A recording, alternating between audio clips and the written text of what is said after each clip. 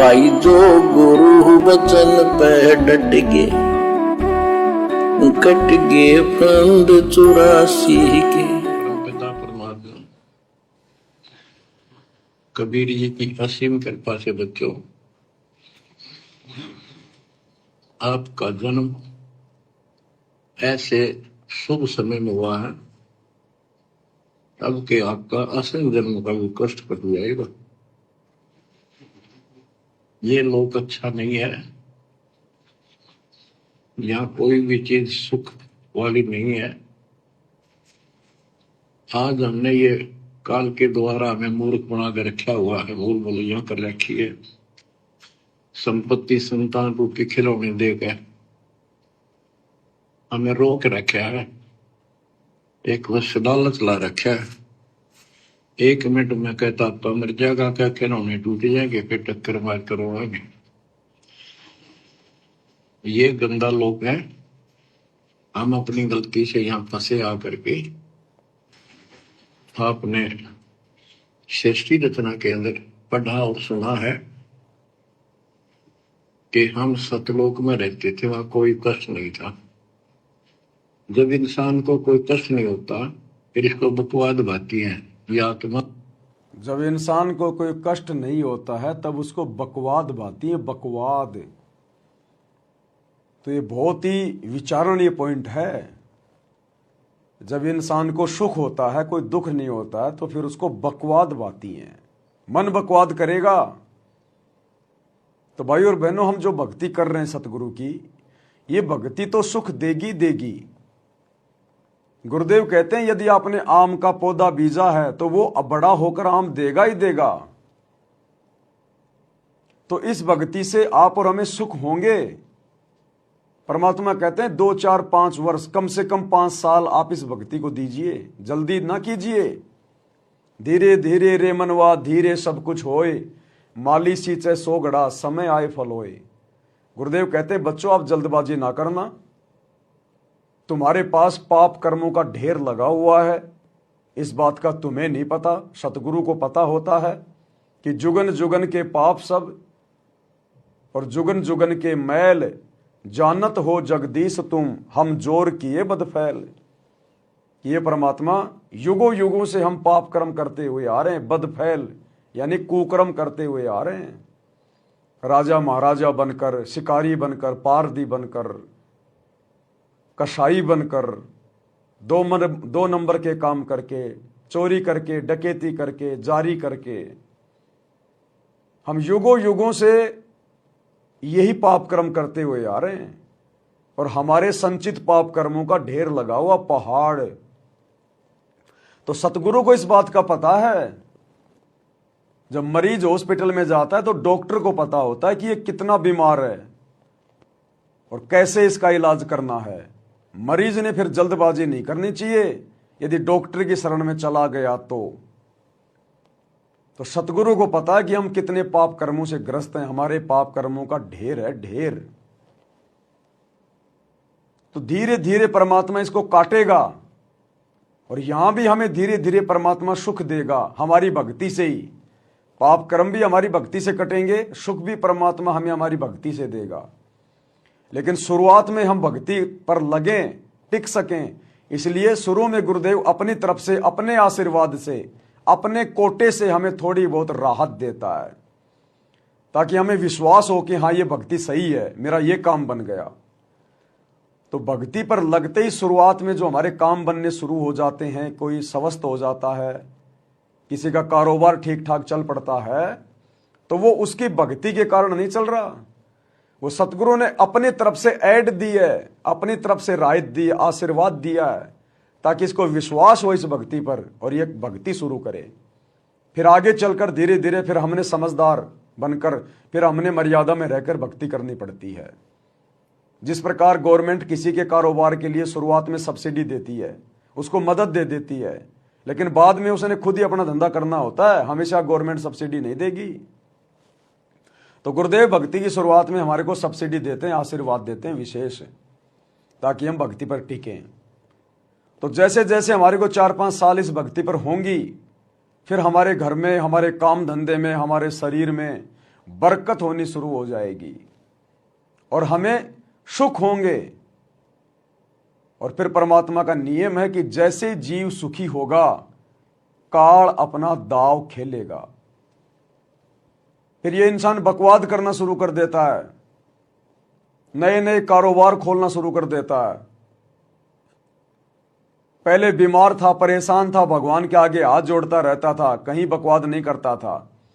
स्वस्थ होने के बाद फिर ये रिश्तेदारियों में घूमने लग जाएगा, ब्याह शादी में घूमने लग जाएगा, यार दोस्तों के साथ में घूमने लग जाएगा। तो फिर ये मन बकवाद की ओर लेके जाएगा। तो परमात्मा हमें समझा रहे हैं कि जब ये जीव सुखी होता है तो ये बकवाद की ओर चलता है, ये नियम है। तो हमने इस बात का भी ध्यान रखना है भक्ति करते करते, भले हम कितने सुख प्राप्त करें, भले हम कितने सुखी हो जाएं, लेकिन गुरुदेव के इन वचनों को नहीं भूलना चाहिए। और हमने अपनी औकात में रह के, अपनी हद में रह के, अपने पुराने दिनों को याद करके कि सतगुरु के मिलने से पहले मेरा क्या जीवन था, जानवर की तरह था मैं, कोई मांगने पे भी उधार पैसे नहीं देता था। फिर तो आज किन के जाके बीच में बैठ रहा है। जो लोग उस समय तेरी शक्ल नहीं देखना पसंद करते थे, 1 रुपया तुझे कोई उधार नहीं देता था, आज स्वस्थ होने के बाद, सुखी होने के बाद तू उन्हीं दुनिया वालों में जाके बैठ रहा है, भगवान के महत्व को धीरे धीरे भुला रहा है। फिर ये काल का दाव लगना शुरू हो जाता है। इसीलिए तो परमात्मा कहते हैं दुनिया से ती दोस्ती पड़े भजन में भंग, भाई एका एकी राम से या साधु के संग। भले हमारा कोई कितना ही प्यारा मित्र को ना हो, भले हमारा कोई कितना ही प्यारा रिश्तेदार क्यों ना हो,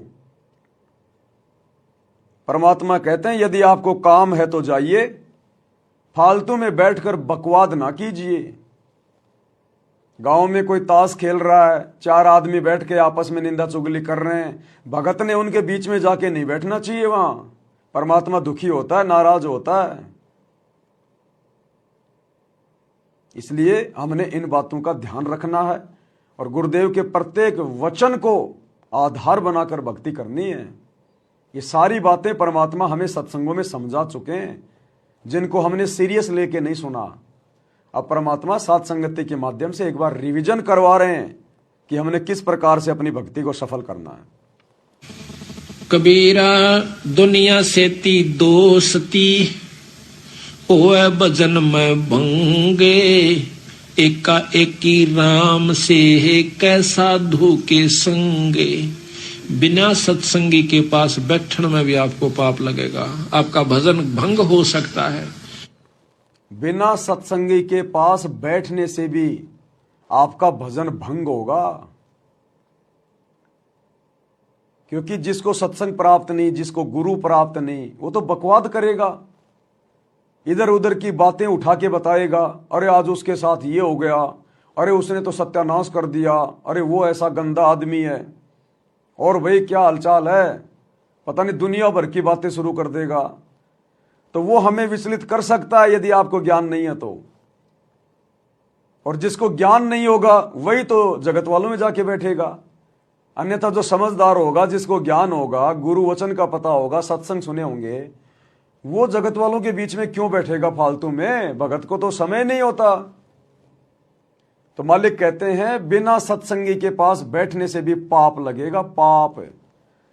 तो भैया हम तो अपने पाप कर्म कटवाने के लिए भक्ति कर रहे हैं, पाप जमा करने के लिए थोड़ी कर रहे हैं। अभी आपने 2 दिन पहले देखा गोहाना जाट महासभा, सोनीपत की गोहाना जाट महासभा, जिसकी धर्मशाला का 5वां फ्लोर सतगुरु रामपाल जी के दोनों बेटों ने भगत समाज के ज्योति पाठ और दान के पैसों से 1 करोड़ रुपए से बनवाया।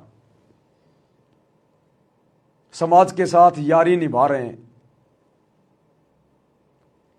और कल उसका उद्घाटन था, वीडियो दास ने रात को बनाया था, आप लोगों के पास पहुंच गया होगा। किस प्रकार गुरुदेव के दोनों लड़के और सैकड़ों की संख्या में बड़े बड़े भगत उस जाट धर्मशाला का उद्घाटन कर रहे हैं। उद्घाटन, अरे गुरुजी ने तो हमें अपने घर का भी उद्घाटन करने के लिए मना किया है, ना करना ना किसी से करवाना। अगर आप नई दुकान खोली है, नया मकान बनाया है, उसमें प्रवेश करो तो परमात्मा का मंगलाचरण कर दो, मालिक की ज्योत लगा दो, बस। अब वो जाट समाज के लोग, उन्होंने तो बीजेपी के नेताओं को बुलाया, इधर से संतराम पाल जी के दोनों बेटों को बुला लिया। अब बेटे अकेले थोड़ी जाएंगे, सैकड़ों भक्तों को साथ में ले लिया। और वहां पर गुरुजी के दोनों लड़के जगत वालों से अपने गले में फूलों की माला डलवा रहे हैं, अपना स्वागत करवा रहे हैं, खुद भी दूसरों के गलों में फूलों की माला डाल रहे हैं और कह रहे हैं हम 30 साल से भक्ति कर रहे हैं, 30 साल से। जबकि गुरुजी ने सतनाम के नियम नंबर 4 में स्पष्ट मना कर रखा है कि भगत ने अपने गले में ना तो माला डलवानी है, ना किसी के गले में माला डालनी है। माला डालने का मतलब है पूजा, और भगत कभी अपनी पूजा नहीं करवा सकता। लेकिन भाई और बहनों, ये लोग बिल्कुल काल की गोद में बैठे हैं, काल की गोद में। इन्हें सतगुरु से, सतगुरु की मर्यादाओं से कोई लेना देना नहीं है। ये काल के द्वारा भेजे गए जीव हैं पृथ्वी पर। तो गुरु का वचन कभी झूठ नहीं हो सकता। साध वचन पलटे नहीं, पलट जाए ब्रह्मांड। कि जब तुम्हें सुख होंगे तो फिर तुम बकवाद की ओर चलोगे। आज गुरुजी के परिवार को सुख है। इस काल के लोक में सुख कौन मानता है? जिसके पास पैसा हो, धन हो। तो संगत ने खूब ज्योति पाठ और दान दे दे के आज इनको धनी बना दिया। इनको पात्रों के हाथों में दान दे के इनको सुखी बना दिया। अब ये कुपात्र अपने भी कर्म फोड़ रहे हैं और दान देने वाली संगत के भी कर्म फुड़वा रहे हैं। तो गुरु का वचन झूठ नहीं हो सकता, मिथ्या नहीं हो सकता भाई और बहनों। ये बहुत भयंकर षड्यंत्र है काल का। यदि हमने सतलोक चलना है तो हमने काल से मुंह फेरना पड़ेगा, काल की दुनिया से पीठ फेरनी पड़ेगी। भाई हम समर्थ के शरण में आ गए, अब हमें अपना सतगुरु किस चीज के भरोसे रहने देगा जो हम दुनिया की तरफ मुंह देख के चलें? हमें सतगुरु किस चीज के भरोसे रखेगा यदि हम भक्ति कर रहे हैं तो, जो हमें दुनिया से उम्मीद लगा के रखनी पड़ेगी? हमें अपने सतगुरु के अलावा किसी की आवश्यकता ही नहीं होनी चाहिए यहां पर। लेकिन फिर भी जानबूझकर गुरु का परिवार जगत में घुस रहा, जगत में। और एक समय परमात्मा ने बताया कि अपने से ठाड्डे के अंदर नहीं घुसना चाहिए, अपने से बड़े के अंदर कभी नहीं घुसना चाहिए। और इस काल लोक की दुनिया के हिसाब से हम भगत सबसे नीचे हैं, सबसे नीचे। यहां का एक सरपंच भी हमारे से ठाड्डा है, हमारे से ऊपर है सांसारिक दृष्टि में। इसलिए तो गुरुजी कहते हैं दुनिया से ती दोस्ती पड़े भजन में भंग। तो गुरुदेव ने बताया एक समय एक ऊंट मर गया और उसको जानवरों ने खा खा के अंदर से थोता कर दिया। ऊपर से बरसात हो गई तो एक गिद्धड़ था, गिद्धड़, वो ऊंट को खाता खाता अंदर से उसको खोखला कर लिया और उसके अंदर जाके खाने लग गया। अब बरसात हो गई, बरसात होने से ऊंट का पेट फूल गया और वो मुंह जो था वो बंद हो गया और वो गिद्धड़ अंदर ही रह गया। अब गिद्धड़ मार रहा टक्कर, अब वो द्वार खुल नहीं रहा। टट्टी पेशाब एक हो गई उसकी। बड़ी मुश्किल से घंटे 2 घंटे बाद मशक्कत करके वो बाहर निकला और निकलते ही गुरुदेव ने बताया उसने पीछे मुड़ के भी नहीं देखा, सीधा अपने कबीले में गया। और उसके यार दोस्त बोले रे कहां था, सारा दिन हो गया दिखाई नहीं दिया, कहां चला गया था? तो गिद्धड़ ने कहा भैया चला कहां गया था, आज एक एक्सपीरियंस तो हो गया। क्या? बोला अपने से ठाड्डे के अंदर कभी नहीं घुसना चाहिए, अपने से बड़े के अंदर कभी नहीं घुसना चाहिए। तो भाई और बहनों, वैसे तो बहुत सारी घटनाएं, बहुत सारे उदाहरण गुरुदेव हमें दे चुके हैं, लेकिन अब हमने गुरुदेव के परिवार को देखकर क्योंकि आने वाले समय में गुरुदेव का परिवार जिस कदर अपनी दुर्गति करवाएगा यहां पर, क्योंकि हम भक्ति कर रहे हैं, मजाक नहीं कर रहे। ये नियम, ये मर्यादा सतगुरु की सबके लिए समान है, चाहे गुरु का परिवार हो या चाहे 1000 किलोमीटर दूर बैठा हुआ कोई बिहार का भगत हो। ये तो आप और हमारी सोच है, नादान सोच है कि गुरुजी ने अपने परिवार को छूट दे रखी होगी, या गुरु का परिवार गुरु के लिए कोई विशेष होगा, या कोऑर्डिनेटर या गुरुजी के साथ में रहने वाले कोई विशेष होंगे। अगर डॉक्टर के बेटे को भी कैंसर हो गई है और डॉक्टर उसका इलाज कर रहा है, तो उस बेटे के लिए भी वही परहेज होंगे जो एक गांव के कैंसर के व्यक्ति के लिए होंगे। अब यदि वो डॉक्टर का बेटा ये समझ कर कि मेरा बाप तो डॉक्टर है, मेरा क्या बिगड़ेगा, और वो परहेज नहीं निभा रहा, जो मर्जी खा रहा पी रहा है, टाइम पे दवाई भी नहीं ले रहा, तो भैया वो कैंसर ना तो डॉक्टर देखेगी ना बेटा देखेगी। तो इसी प्रकार सतगुरु रामपाल जी का परिवार, उनके बेटा बेटी, भाई बंधु रिश्तेदार और ये कोऑर्डिनेटर इसी गलतफहमी में जी रहे हैं कि गुरुजी तो मेरा बाप है, गुरुजी तो मेरा पति है, गुरुजी तो मेरा मामा है, गुरुजी तो मेरा भाई है। कोऑर्डिनेटर सोच रहे हम तो गुरुजी के साथ आश्रम में रहा करते थे, हमें तो गुरुजी बहुत अच्छे से जानते हैं। अरे गुरुजी तुम्हें बहुत अच्छे से जानते हैं, लेकिन ये गुरुजी के नियम और मर्यादाएं किसी को नहीं जानती। अरे तुम गुरुजी के बेटा बेटी हो सकते हो, लेकिन मर्यादाओं के बेटा बेटी नहीं हो। जिस प्रकार आप चाहे प्रधानमंत्री के कितने ही अजीज हैं, कितने ही उसके निकट हैं, लेकिन जो देश का संविधान है वो संविधान तो उसी प्रकार से न्याय करेगा जैसे आम व्यक्ति के साथ में होता है।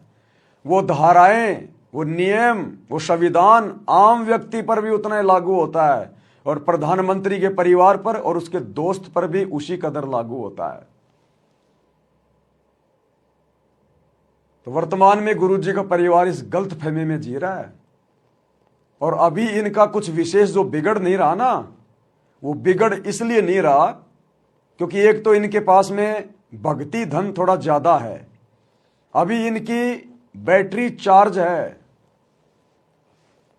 और जिस दिन ये बैटरी डिस्चार्ज हो जाएगी, क्योंकि मर्यादा वर्तमान में है नहीं, नाम सबके खंडित हैं, दिन ब दिन उल्टे काम कर रहे हैं, तो भगवान से पंगा लेने वालों की बैटरी भी बहुत जल्दी डिस्चार्ज होती है। यदि गुरु के पास में रहने वालों की बैटरी जल्दी चार्ज होती है, तो गुरु की मर्यादाएं तोड़ने से फिर उनकी बैटरी भी बहुत जल्दी डिस्चार्ज होती है।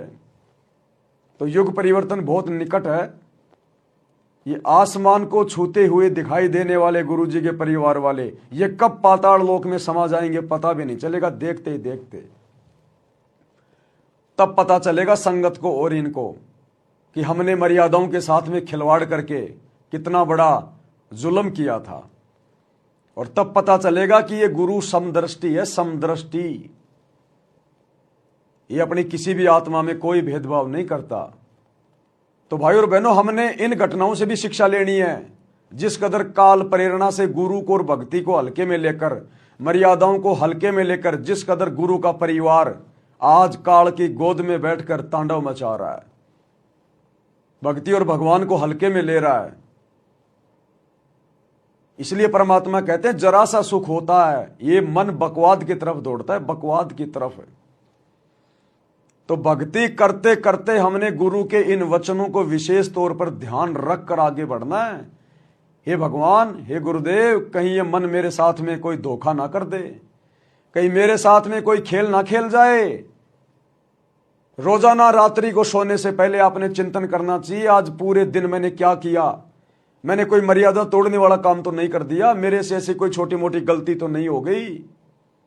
एक बार हमने रात्रि को सोते सोते या सोने से पहले या बिस्तर पर लेटे लेटे 5 मिनट हमने अपने पूरे दिन की जो क्रिया है उसके ऊपर हमने चिंतन करना चाहिए कि आज मेरे से कोई स्वतंत्र कर्म तो नहीं हो गया, मेरे से कहीं कोई मर्यादा में उक चूक तो नहीं हो गई।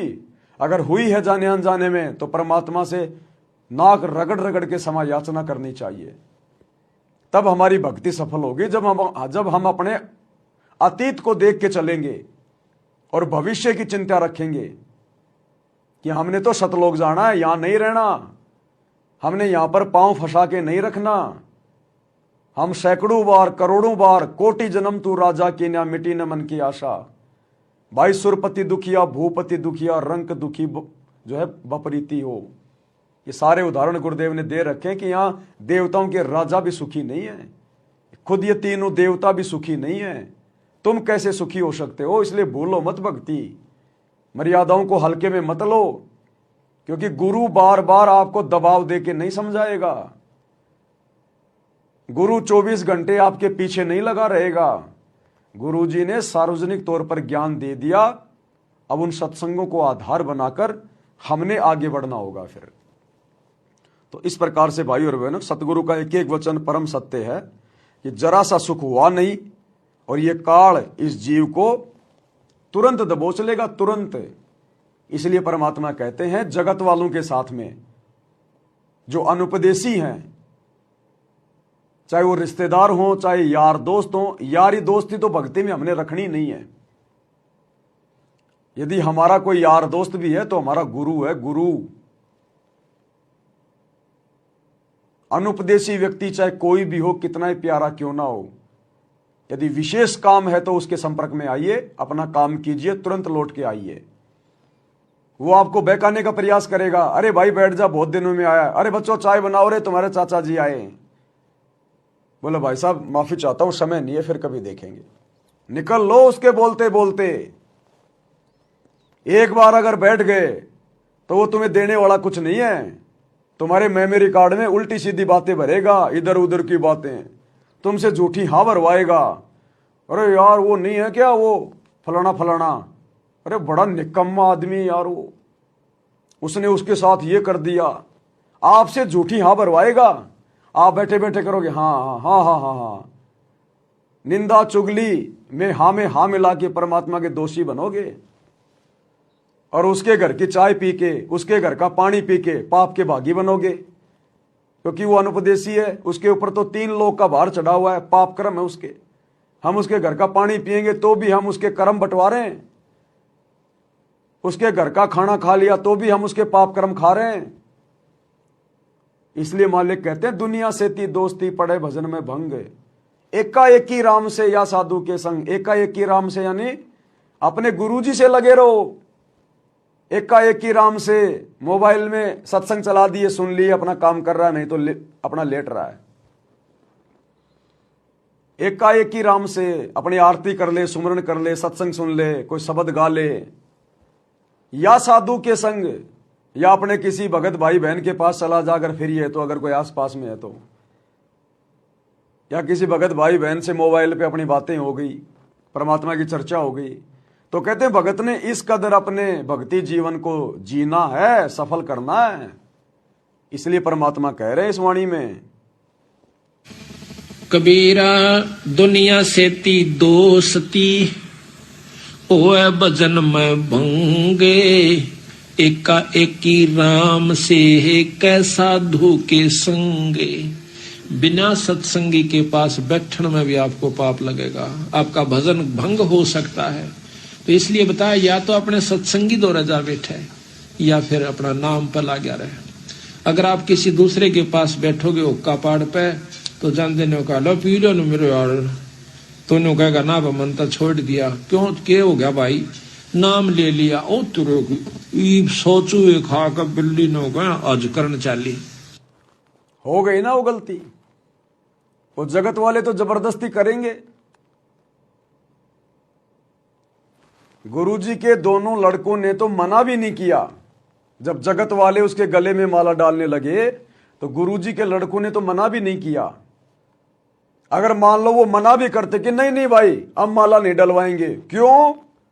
अरे हमारे गुरुजी के नियम है भाई, माला डलवाना पूजा में आता है और हम ठहरे जीव। अरे यार क्या फर्क पड़ा है, देखियो नेताजी ने माला डलवा रखी, मैंने डलवा रखी, ये सोचो ये खा के बिल्ली कहें हज करण चाली, ले ले ले जबरदस्ती डाल देंगे। लेकिन यहां तो गुरुदेव के दोनों बेटों ने मना भी नहीं किया, हंसते हंसते अपनी गर्दन नीची कर रहे हैं कि डाल दो काल की फांसी मेरे गले में, डालो काल की फांसी। और दोनों ने डलवा ली। इसलिए गुरुजी मना करते हैं साध कि दुनिया से ती दोस्ती पड़े भजन में भंग। अब पड़ गया ना भजन में भंग। खैर इनकी तो पहले से ही सैकड़ों मर्यादा टूटी हुई है। ये तो जब से भक्ति से लगे हैं तभी से इनकी मर्यादा नहीं है। अब क्या नई मर्यादा टूटेगी? लेकिन गुरुजी के सत्संग के अनुसार ये उदाहरण है। गुरुजी का वचन गलत नहीं हो सकता। इन्होंने दुनिया से दोस्ती निभाई, जबरदस्ती जाकर वो जाटों की धर्मशाला बनवाई अपने जाट भाइयों की। इनमें जातिवाद इतना अंदर तक समाया हुआ है। क्या मतलब था उन अनपदेशियों की धर्मशाला बनवाने का? संगत का पैसा और बर्बाद कर रहे हो तुम वहां पर। ये जबरदस्ती की यारी दोस्ती निभाई। यारी दोस्ती निभाई तो देखो कैसे फिर काल कर्म फोड़ता है। सबसे पहले तो कर्म फोड़ दिए, करोड़ों रुपया जाट धर्मशाला बनवाने में लगा दिए भक्तों का ज्योति पाठ और दान का। खुद के तो फोड़े से फोड़े, बेचारी संगत के भी फोड़ दिए, क्योंकि पैसा तो संगत का, ज्योति पाठ का। उसके बाद उसके उद्घाटन पे गए, गले में माला डलवा के अपना सम्मान करवाया, अपनी पूजा करवाई। वो गुरुजी की मर्यादा तोड़ दी। भाई और बहनों, ऐसे परमात्मा हमें सावधान करते हैं। और उदाहरण आप जी देख ही रहे हो साथ साथ में। यानी 36 ताने मारेगा और फिर नो कहेगा भाई काल न तो दरवट्टी भी छुटवाओगे तेरी। यो नारायण सत्संग देखा तो आपके मन में विक्षेप हो सकता है। 1 दिन में, 2 दिन में, 3 दिन में तो जरूर अपना रंग वो चढ़ा के मानेगा।